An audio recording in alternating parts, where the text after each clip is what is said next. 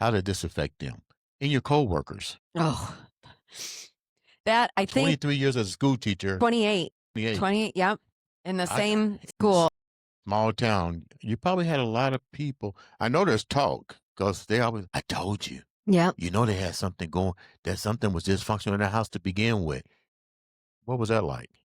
Well, I know, I mean, it was brought up at a department meeting. Somebody asked about, like, why is this, when they talked about that I wasn't coming back. So when the administration met with my English department and then they were told that I wasn't coming back, somebody did actually even ask, well, is it true that she's on OnlyFans? And, I guess that shocked me. And I think it shocked me more that because I'd been in that school district for nearly 3 decades, because of the friendships that I had developed with colleagues, or relationships, because I didn't really see most of those people any of those people really outside of school, but the relationships that I built, that I thought, I was surprised that more people didn't reach out to me Yes. and ask, even just how I'm doing. What about the church? The congregation, that's usually the pillar of the community. Well, I'll be honest with you, I was not very involved in my church. When we moved, the church that we were attending before was about 25 minutes from the home.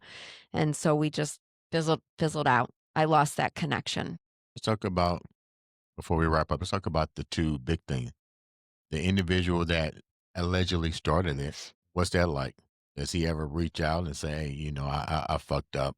Does he ever take accountability to how this whole thing, because you went to him in confidence. That's supposed to have been, not only was he no, to this day, he says that he has, had nothing to do with it. It was interesting. He said he would stand on the top of a mountain and defend me once I shared with him that came out. And because I followed up with him, and he asked me a couple questions. Well, I said, you're not going to believe this. The superintendent contacted me, and he said, wait, what? And I said, yeah. He said, unbelievable. And I said, I know.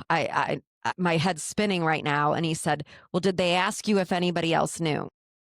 Judas scariest. And I didn't think about it then, but obviously hindsight's 2020, and it was, but not, not, I'm so sorry this happened to you. This is awful. You deserve, I know why you did it. Nothing, no compassionate remarks, no sympathetic remarks. Just, did they ask you if anybody else knew? And I said, no, but I won't say a word. What about your husband? What about him? What does he to say? He saw you and said, well, what are you doing? And now everything that he probably thought would happen happened. It did. I think his biggest concern is his last name being dragged through the mud, because it's his last name. I mean, we were married and that's the last name. So it's the fact that how this made him look. That's what he would often talk about, is how people, because again, like you said, people were saying that he was a part of it.